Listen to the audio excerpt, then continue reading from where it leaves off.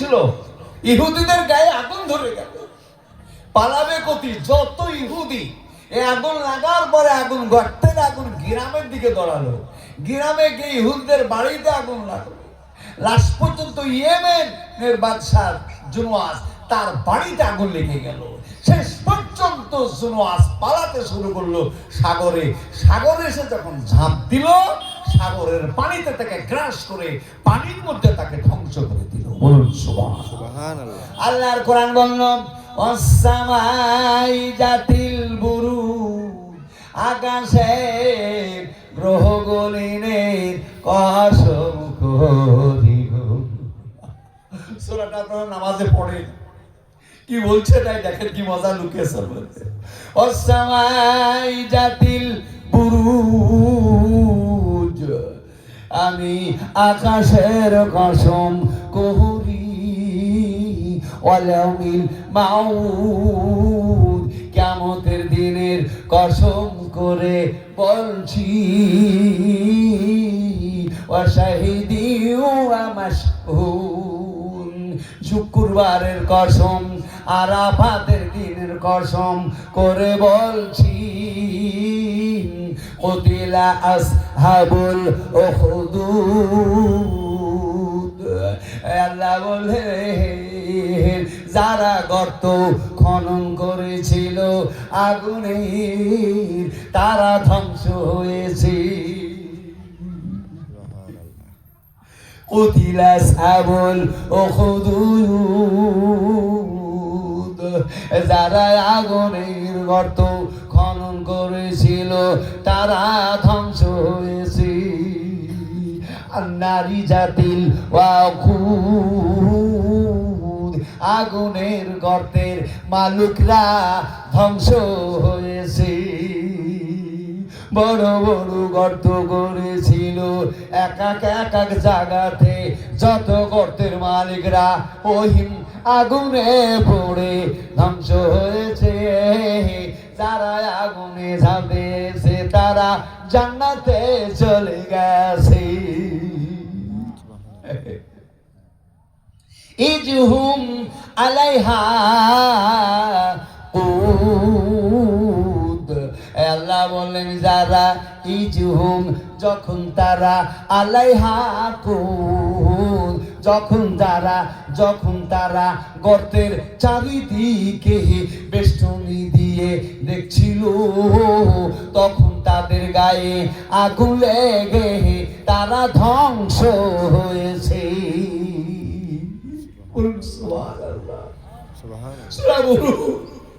এই জন্য যে তারা আল্লাহর উপরে ঈমান এনেছিল, এই জন্য যারা আল্লাহর উপরে ঈমান এনেছিল, আমার ভাই আমার কালিজার টুকরো শোনা চান, ঈমানদার আল্লাহর বন্ধু, আল্লাহ রাব্বুল আলামিন বলেছেন, ফাজকুরুনি আযকুরুকুম, যারা আমার দিকে আসে আমি তাদের দিকে যাই। আল্লাহ নবী বললেন, কেউ যদি আধা হাত আল্লাহর দিকে এগিয়ে আসে, আল্লাহ তার দিকে এক হাত এগিয়ে যায়। কেউ যদি আল্লাহ রাব্বুল আলামিনের দিকে হেঁটে চলে, আল্লাহ তার দিকে দৌড়ায় আসে। বলুন সুবহানাল্লাহ। এটা জিকির করেন, লা ইলাহা ইল্লাল্লাহ, লা ইলাহা ইল্লাল্লাহ, লা ইলাহা ইল্লাল্লাহ। ভাইরা আমার, বন্ধুরা আমার, এই শব্দটাই কালেমাটা 1,24,000 নবী পৃথিবীতে এসেছিল। কেউ 500 বছর পরে, আর কেউ 1000 বছর পরে, প্রত্যেকেই সেই দৃশ্যের মানুষকে বলে গেছে, এই পৃথিবীর মানুষ, এই বিশ্বে আল্লাহ ব্যতীত কেউ মালিক নাই।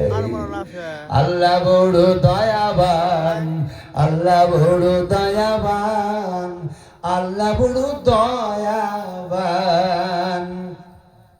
আলো বাতাস পানি দিয়ে বাঁচাই জীবের প্রাণ, আল্লাহ বড় দয়াবান।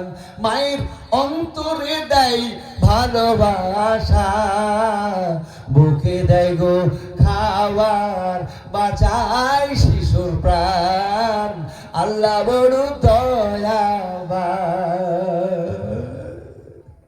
একটা বাচ্চা কন্যা শিশু মায়ের বুকের দুধ খায় 18 থেকে 22 মণ, আর একটা পুত্র সন্তান মায়ের বুকের দুধ খায় 28 থেকে 32 মণ। বলুন সুবহানাল্লাহ। বেটা মায়ের বুকের দুধ খায় 32 মণ, মেয়েদের থেকে 10 মণ বেশি খাবে। এই আমার সোনার চাঁদ, কালিজার টুকরো সোনার চাঁদ। এই দুধ কার? আল্লাহ। এই দুধের মালিক হচ্ছে আল্লাহ। এই চাঁদের মালিক আল্লাহ, সূর্যের মালিক আল্লাহ, গাছ বৃক্ষের মালিক আল্লাহ, জমিনের মালিক আল্লাহ, সাগর সমুদ্রের মালিক আল্লাহ, পাহাড় পর্বতের মালিক আল্লাহ, চাঁদ সূর্যের মালিক আল্লাহ। বলুন সুবহানাল্লাহ। বায়ু বন্ধু আমার, কালিজার টুকরো, ইমানদাররা যখন ঝাঁপ দিয়েছে গর্তের মধ্যে, আল্লাহ পাকের কোরআন বলল একটা পিঁপড়ায় কামড় দিলে যে ব্যথা অনুভব না হয় ততটা ব্যথা তারা পায়নি। আল্লাহ তাদেরকে হেফাজত করে নিয়েছে। বলুন সুবহানাল্লাহ। ছেলেটা গর্তে পুতাই থাকলো। কোন ছেলেটা? যে ছেলেটা পাহাড়ের উপরে মারছিল যাকে ফেলে, যে ওই আপনার জাদু শিখছিল, আর আল্লাহ শিখলো, সেই ছেলেটার বুকে যার তীর লাগলো সে মাটিতে পোতা থাকলো। আল্লাহ আর কোনোদিন মরণ না, এটা মনে রাখবেন। আল্লাহর কাছে চলুন, পৃথিবীকে ছেড়ে দিন। আমার হায়াতাল্লাহ মাতাল গুরুর কোরআন বল, what is the life of the world is but matter of evolution. এই দুনিয়াটা বাহানা, দুনিয়াকে ছেড়ে দিন। What is the life of the world is but matter of evolution. এই দুনিয়াটা বাহানা, দুনিয়ার দিকে যাবেন না, আল্লাহর দিকে চলুন। আল্লাহ আপনার মালিক, আল্লাহ আপনার জান্নাতের মালিক। আরশের নিচে আল্লাহর জান্নাত তৈরি করা, আরো উপরে আর নিচে জান্নাত। আল্লাহ ডেলি 3 বার করে মানুষের কাছে আসবে, জান্নাতের কাছে এসে বলবে তাস্তাহি, কি চাও? আর কিছু চাও? যদিও সূরা 3 এর মধ্যে বলেছে ইল্লাল্লাযিনা আমানু আমিলুস সলিহাত, ইল্লাল্লাযিনা আমানু আমিলুস সলিহাত, যারা ঈমান নিল আর যারা সলিহাত পুত পবিত্র থাকলো তাদের জন্য ফালাহুম, সুতরাং তাদের জন্য আজরুন গায়রু মামনুন, অগণিত পুরস্কার। বলুন সুবহানাল্লাহ। মুসলমান কোরআন পড়ে জানে না। এই সূরাটা তো সূরা 3, নামাজ আপনারা পড়েন সূরাটা, বলে ইল্লাল্লাযিনা আমানু আমিলুস সলিহাত, নিশ্চয়ই যারা ঈমানদার, সঠিক কথা বলে, মিথ্যা কথা বলে না, কোন নজরে কারো দিকে তাকায় না। চোখ সাবধান করবেন, কোন নারীর দিকে যেন আপনার দৃষ্টি না যায়। সব আপনার মায়ের জাত, আপনার স্ত্রী ব্যতীত গোটা পৃথিবীর যত নারী সবগুলো আপনার মায়ের জাত। প্রতিটা নারীর দিকে আপনার মায়ের মতো দৃষ্টি করতে হবে। কার কথা? আল্লাহর কথা। এই বিধান আপনাকে মেনে চলতে হবে। আল্লাহকে যদি আপনি পেতে চান, কালেজার টুকরো শোনার চান, বহুকাল চলে গেল, যেতে যেতে বিশ্ব নবীর জামানা চলে গেল, আবু বকরের জামানা চলে গেল, উমর ফারুকের জামানায় ওই ইয়েমেনের ওই জায়গাতে পুকুর কাটবে, পুকুর খনন করবে পানির জন্য। সেটাকে বুঝিয়ে দিয়েছিল পরে কোন বাদশা। পুকুর খনন করবে যেখানে ছেলের লাশটা পুঁতা ছিল, ওই আব্দুল্লাহর লাশ সেখানে পুঁতা ছিল। পুকুর খনন করতে করতে একজনের কোদালের কোবে মাটি সরে গিয়ে তার লাশ উঠে পড়লো। দেখো তো বাচ্চা বুকের এখানে হাত দিয়ে আছে, হাতটা যেমন টেনে দিয়েছে আর এমনই রক্তের গতি, রক্ত সমুদ্রের মতো বইতে শুরু করলো, রক্ত নদী হয়ে বইতে শুরু করলো। এর সংবাদ ওমরের কাছে আসলো।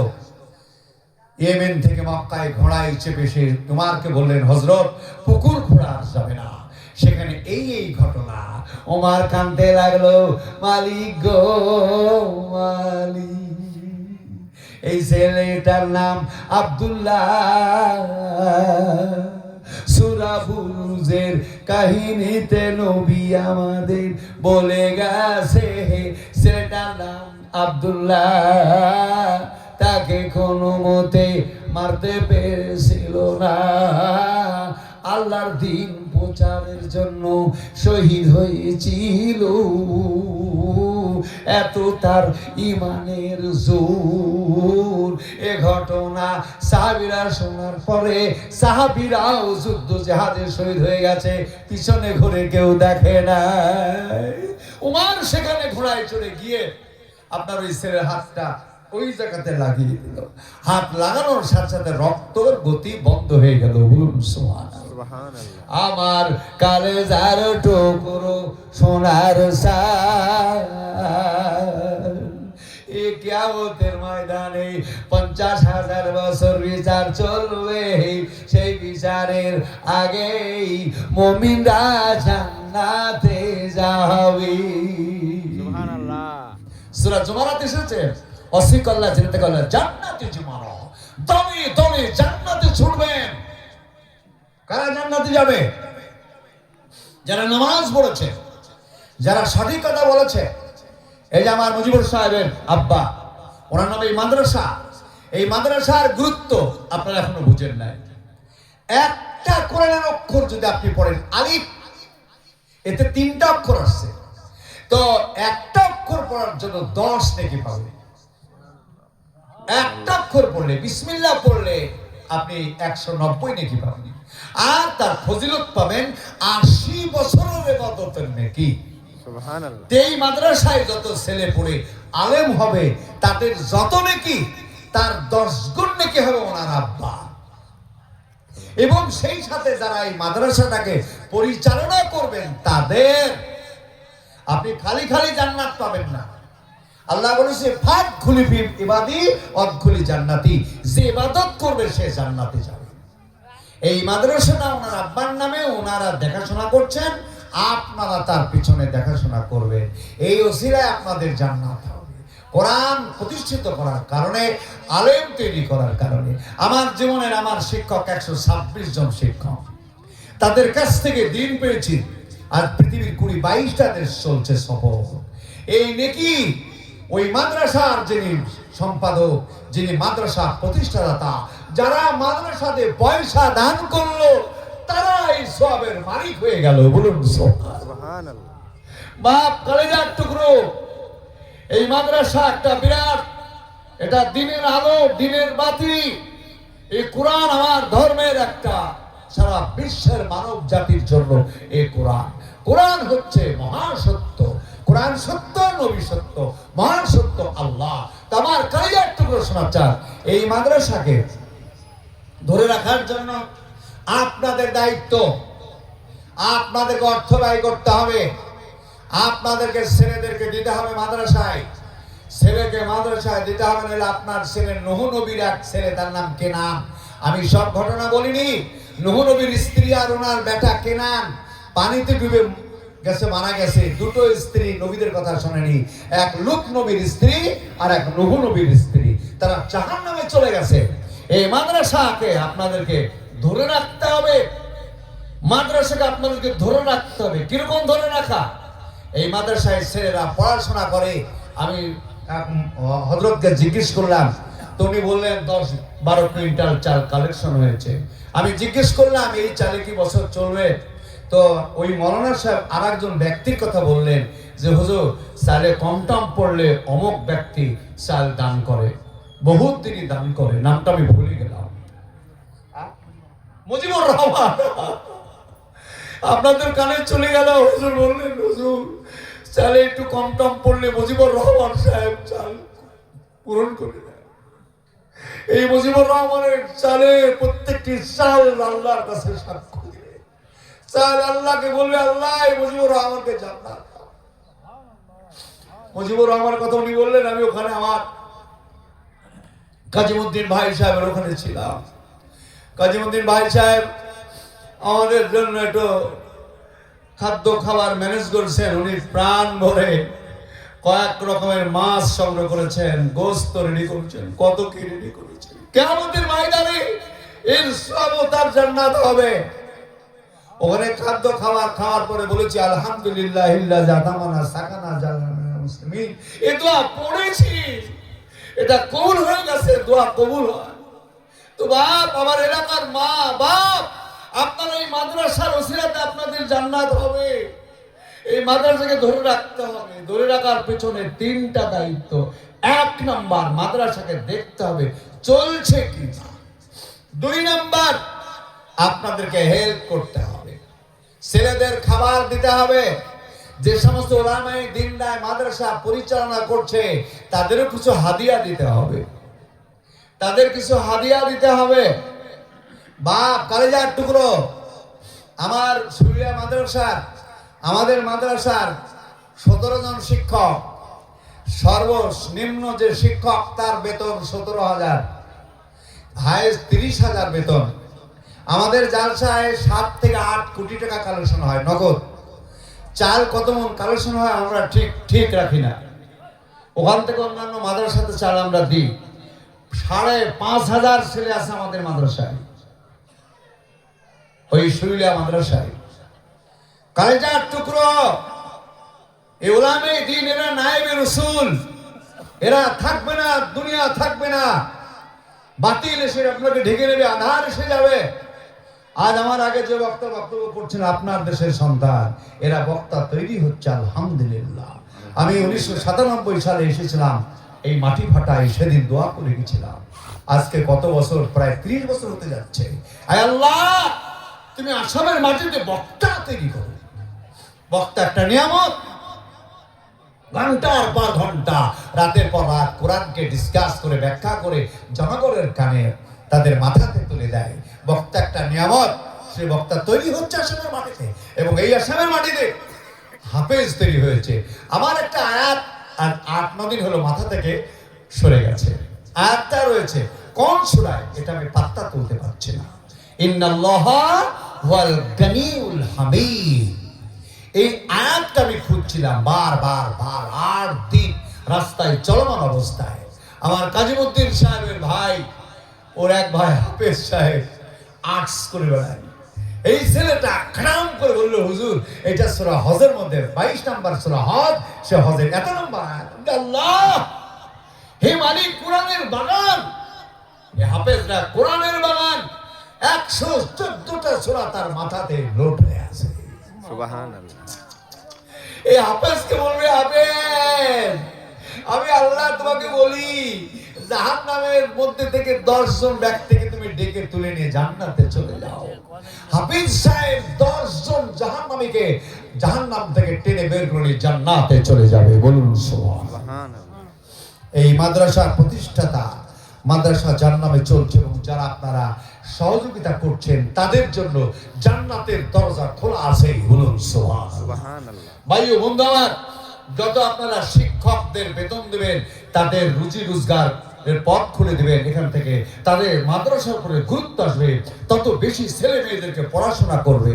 নইলে তারা সরে যাবে, এদিক সেদিক সরে যাবে, পড়া হারিয়ে যাবে, কোরআন চলে যাবে, আপনার পরে জাহান্নাম এসে যাবে, আপনার পরে জাহান্নাম এসে যাবে। আমার কলেজা টুকরো শোনা চান, কোরআনের মধ্যে দিন আছে, কোরআন যদি না থাকে দিন থাকবে না। এই জন্য আমার কলেজা টুকরো শোনা চান, আমরা 17,000 নিম্ন, আপনারা কি 10,000 পারবেন না? একটা মাসে কি 10,000 পারবেন না একজন শিক্ষকের বেতন দিতে? যারা আজকে মাঝি, যারা আজকে কর্ণধার দিনের, তাদের পুরো লক্ষ্য দিন তারা ছাত্র তৈরি করবে। দিন আসবে, যত দিন আসবে তত আপনারা কামিয়াব হয়ে যাবেন। বলুন সুবহানাল্লাহ। বলুন ইনশাআল্লাহ। মাদ্রাসার দিকে ভালো নজরে তাকান, এই দেশ আবার মুসলমানরা চালাবে। বলুন সুবহানাল্লাহ। এই দেশ মুসলমানদের ছিল 1450 বছর, আবার মুসলমানদের থাকবে। সব আল্লাহ হতে হবে, আল্লাহর দ্বীনকে সাহায্য করতে হবে, কোরআনকে মাথাতে নিতে হবে। বলুন ইনশাআল্লাহ।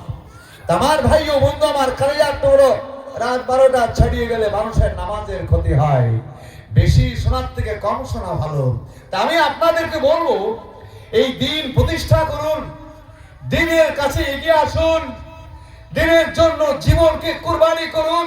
ওই ছেলেটা লা ইলাহা ইল্লাল্লাহ বিসমিল্লাহ এটা বলতে গিয়ে নিজেকে শহীদ করলো। কাজেই সেই দেশে ইসলাম এলো, দ্বীন এলো। অতএব আপনাদের আমাদের রক্ত দিতে হবে ইসলামের জন্য, জীবন দিতে হবে, তবে আপনি জান্নাত পাবেন। এমনি এমনি জান্নাত পাবেন না। তবে আমি আপনাদেরকে রিকোয়েস্ট করব, আমার সোনা, আমার দরদ, আমার কলিজার টুকরো, আমার সোনার চাঁদেরা, আমি আপনাদেরকে আরেকটা ঘটনা শোনাবো। সূরা কাহাফ, এই সূরাটা বলে আমি দোয়াতে হাত তুলবো। তার আগে আমি বলবো আপনাদের ভিতর থেকে এই দিনকে তাজা করার জন্য একটু মাত্র অনগ্রহ চিত্তে কোন খোদার বান্দা, আমি আপনাদেরকে বলবো না হুজুর আপনি 10,000 দেবেন, আপনি 5,000 দেবেন,